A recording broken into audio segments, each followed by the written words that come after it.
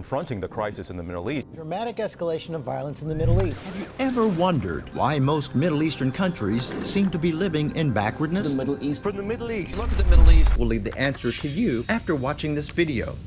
Let's take a trip back in time. With the fall of the Western Roman Empire, Europe fell into an abyss, a period known as the Dark Ages. Why this expression, Dark Ages? For a combination of social destructive practices that were common among people during that time, such as the spread of superstitions, degradation of thinking, self-restriction, and exaggerated asceticism toward all forms of indulgence in the world. And let's not forget religious crusades.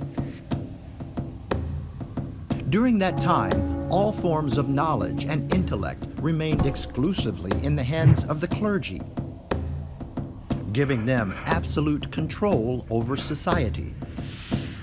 Art, literature, science became that forbidden fruit which casted Adam and Eve out of heaven. The clergy thought for the community, decided for it, and lead it towards what they saw as the absolute truth. Whoever dared to disagree with them will be expelled from Christianity.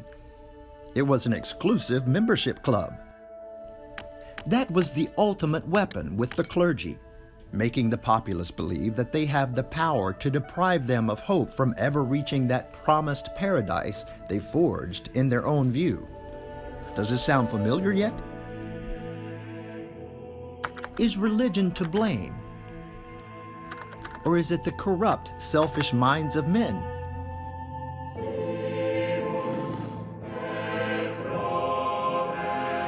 Europe eventually woke up from its dark slumber by arming itself with sciences of nature to build instead of to destroy.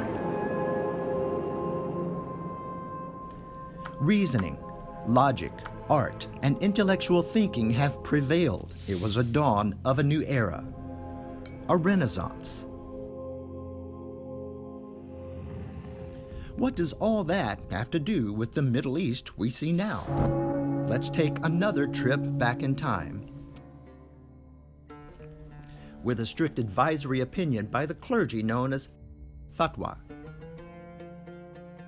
False religious declarations opened the door in the past towards the Muslim Brotherhood in 1928.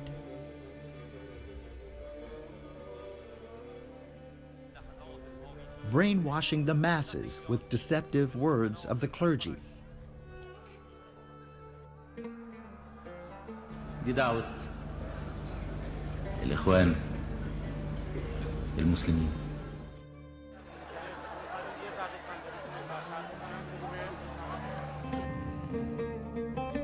In 1979, Khomeini's religious revolution takes over Iran.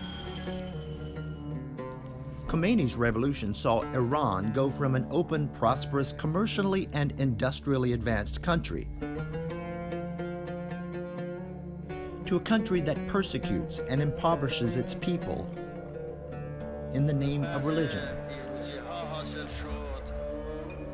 Yet Khomeini was not satisfied with this.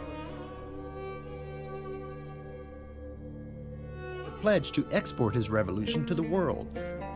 So he started with neighboring countries: Syria, Lebanon, Yemen, Iraq.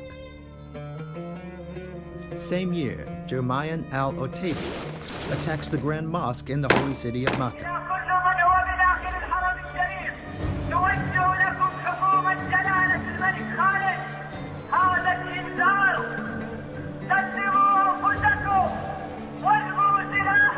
After the attack on Mecca, we saw the clergy penetrating other Arab countries.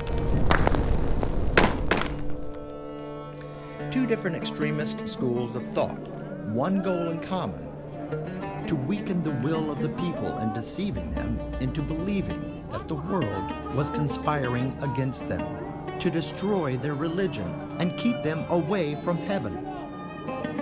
This opened the door for Al-Qaeda, beginning its activities in 1988. But as we see the death toll climb and the violence escalate, Radical Islamists to remain alert. Followed by ISIS beginning its activities in 2013. Killing people in the Middle East and around the world.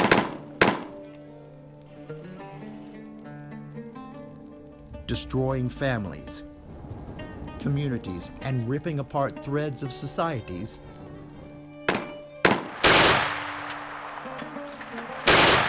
All in the name of God.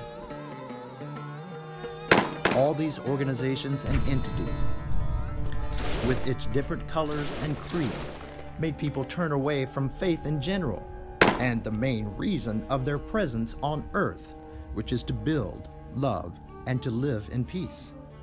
The essence of all true religions. Do you now know the reason for the Dark Ages of the Middle East?